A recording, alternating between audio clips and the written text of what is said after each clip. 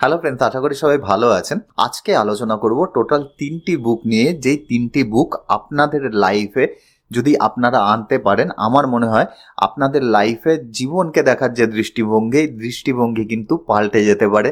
এছাড়াও লাইফে আপনি কিভাবে ভালো থাকতে পারেন তার কিন্তু একটা রোড ম্যাপ সেই বইগুলো আপনাদের তৈরি করে দিতে পারে। তাহলে বন্ধুরা, শুরু করা যাক আজকের ভিডিও। প্রথম যে বইটির কথা বলবো সেটি হলো থিঙ্ক লাইক এ মঙ্ক, জয় শেট্টির বই। জয় শেট্টির এখানে ছবি দেওয়া আছে। জয় শেট্টি একজন সোশ্যাল মিডিয়া ইনফ্লুয়েন্সার।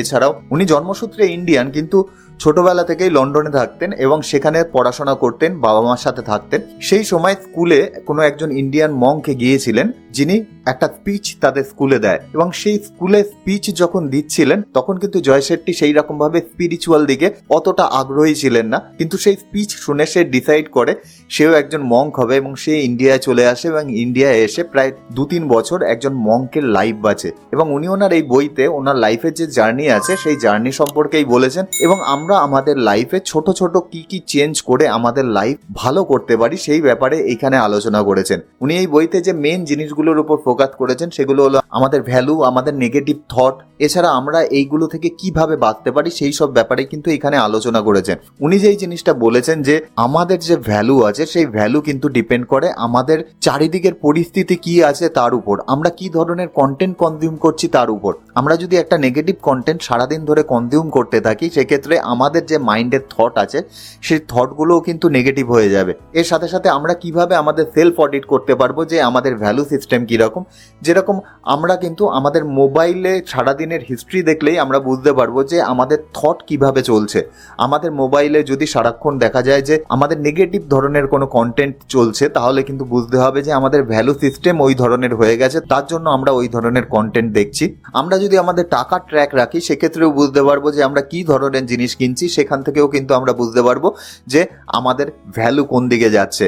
এছাড়া আমরা কোন ধরনের মানুষের সাথে মিশছি, এইভাবে আমাদের সেলফ অডিট করা প্রয়োজন।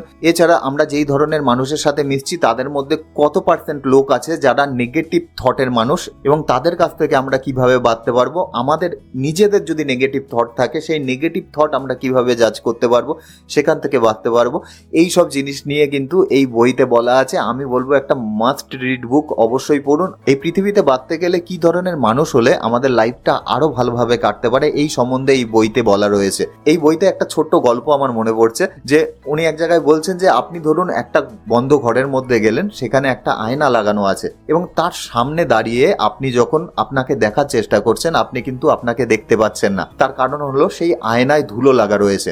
এখন আপনি যদি ওই ধুলোটা পরিষ্কার করেন, তাহলে কিন্তু আপনার নিজেকে সেখানে আরো ভালোভাবে দেখতে পারবেন। আমাদের লাইফটাও অনেকটা সেই রকম। আমরা কিন্তু ম্যাক্সিমাম টাইম আমাদের লাইফে একটা ময়লা আয়নার সামনে দাঁড়িয়ে থাকি, যার ফলে আমরা নিজেরাও নিজেদের চিনতে পারি না, এবং আমাদের লাইফের কি উদ্দেশ্য আমরা সেটা বুঝতে পারি না। এবং এই বইটা আপনার সেই ধুলো পরিষ্কার করতেই কিন্তু কাজে লাগবে। সেকেন্ড যে বইটির কথা বলবো সেটি হলো ইকিগাই। এর কিন্তু বেঙ্গলি ভার্সানও আপনি পেয়ে যাবেন। আমি বেঙ্গলি ভার্সানই পড়েছিলাম, খুব সুন্দর একটি বই। এখানে মেনলি বলা আছে জাপানের একটি গ্রামের কথা।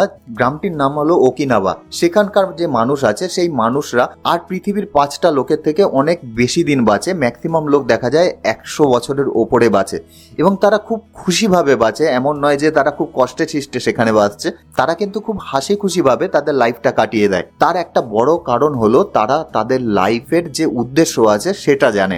এখন এই আমাদের লাইফের যে উদ্দেশ্য আছে সেটাকেই কিন্তু তারা নাম দিয়েছে ইকিগাই। এখন এই ইকিগাই যেটা 4টে পিলারের উপর দাঁড়িয়ে রয়েছে। প্রথম হলো আপনি কোন কাজ করতে ভালোবাসেন, আর দ্বিতীয় হলো আপনি কোন কাজে ভালো। এটা কিন্তু সবসময় ঠিক নয় যেই কাজ করতে আপনি ভালোবাসেন সেই কাজেই আপনি ভালো হবেন। এমনও হতে পারে যে আপনি ভালোবাসেন কুকিং করতে, কিন্তু আপনাকে কাজ করতে হচ্ছে কোনো ক্লার্কের। আর 3 নম্বর হলো কোন এমন কাজ আছে যেই কাজের জন্য এই পৃথিবীর মানুষ আপনাকে টাকা দিতে রাজি আছে। আর 4 নম্বর হলো এমন একটি কাজ যেটি এই পৃথিবীরও দরকার আছে। আমরা যখন এই 4টে পিলার এক জায়গায় করি তখন কিন্তু তার একটা সেন্টার পাই, সেটাকেই কিন্তু ইকিগাই বলা হচ্ছে। অর্থাৎ আপনি যদি এমন কোনো কাজ করতে পারেন যেটা আপনি ভালোবাসেন, যেটা এই পৃথিবীর দরকার আছে, যার জন্য এই পৃথিবীর মানুষ আপনাকে টাকা দিতে রাজি আছে, এবং আপনি সেই কাজে ভালো, এই 4টি পিলারে যখন এক জায়গায় হবে তখনই কিন্তু আপনি আপনার ইকিগাইকে খুঁজে পাবেন। এবং এই বইয়ের লাস্টে সেই জিনিসটা বলা আছে যে এমনও হতে পারে যে আপনার লাইফের উদ্দেশ্যই এটা হলো যে ইকিগাইকে খুঁজে পাওয়া। তা এটা নিয়ে আমি বহুদিন আগে একটা ডেডিকেটেড ভিডিও বানিয়েছিলাম, হয়তো প্রায় 2 বছর আগে এই ভিডিওটি বানিয়েছিলাম। আমি ডিসক্রিপশনে লিঙ্ক দিয়ে রাখবো, আপনারা চাইলে গিয়ে একবার দেখতে পারেন। এছাড়া আমি অবশ্যই সাজেস্ট করব যে বইটি একবার পড়তে। এক্সেলেন্ট বুক, এবং আপনি আপনার লাইফের যে মিনিং আছে সেই মিনিংটা কিন্তু এই বই থেকে খুঁজে পেতে পারেন। আর 3 নম্বর যেই বইটির কথা বলবো সেটা কিন্তু আমার personal favourite, Tuesday with Morrie. Mitch Albom বইটি লিখেছেন।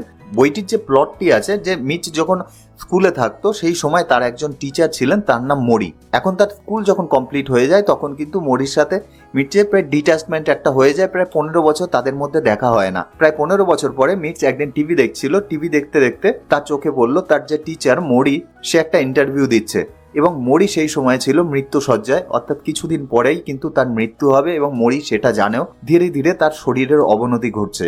এখন সে সেটা দেখে মোরির কাছে চলে আসে। এখন মোরির কাছে আসার পরে প্রতি সপ্তাহে টুয়েসডেতে সে মোরির কাছে যেত এবং লাইফের যে কোনো একটা সাবজেক্ট নিয়ে তারা আলোচনা করত। তার মধ্যে যে মেন সাবজেক্টগুলো আছে সেগুলো হলো ডেথ, ফরগিভনেস, মানি, ফ্যামিলি। এগুলো নিয়ে কিন্তু মোরি মিচের সাথে আলোচনা করে। তখন কিন্তু মিচ বুঝতে পারে যে মোরির যে দৃষ্টিভঙ্গি পৃথিবীকে দেখার, সেটা কিন্তু সব থেকে আলাদা, আর 5 জন মানুষের মতন নয়। এই বই থেকে 2টি গল্প আমার খুব মনে পড়ছে। একদিন মোরি মিচকে বলে, আমার সেই দিনের জন্য খুব চিন্তা হয় যেদিন আমার পেছন অন্য কাউকে মুছিয়ে দিতে হবে, কিন্তু আমি এর উপর কাজ করা শুরু করেছি। মিট তো ভাবা শুরু করে এটা নিয়ে আবার কি করে কাজ করা সম্ভব। তো কিছুদিন পরে মোরি বলে, তোমার কি মনে আছে আমি একদিন তোমাকে বলেছিলাম যে একদিন আমার পেছন কাউকে মুছিয়ে দিতে হবে?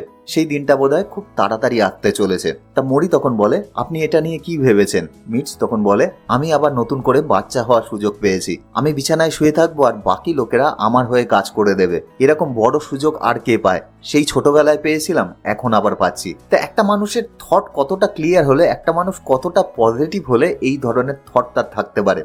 আর 2 নম্বর যে গল্পটি মনে পড়ছে সেটি হলো, মোরি বলছে যে মোরি যখন ইয়াং ছিল সেই সময় তার ওয়াইফের একটা সার্জারি হওয়ার কথা ছিল। সেই সময় তার যে বেস্ট ফ্রেন্ড ছিল, সেই বেস্ট ফ্রেন্ড তাকে ছেড়ে অন্য এক জায়গায় চলে গিয়েছিল, এবং সেই বেস্ট ফ্রেন্ড তাকে কোনোদিন ফোন করেও জানতে চায়নি তার ওয়াইফ কেমন আছে।